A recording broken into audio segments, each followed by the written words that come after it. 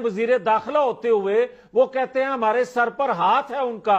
तो जनरल साहब वजाहत आनी चाहिए ना कि क्यों हाथ है किसी के सर पे और नहीं होना चाहिए। वो कभी कहते हैं गेट नंबर 2 में पहला बार जवाब आना चाहिए ना। ठीक है जी जनरल साहब। देखिए जी, जुबैर उमर साहब सर पे हाथ रखवाने गए थे चीफ ऑफ आर्मी स्टाफ के पास।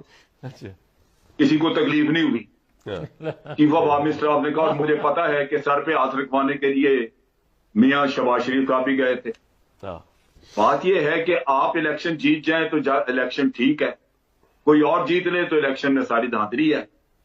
और जो जितनी आप बातें कर रहे हैं, मियां नवाज शरीफ पैदावार उस मार्शल्लाह की, मार्शल्लाह बुरा था, दखल देते थे, तो जो पैदावार है वो ठीक है।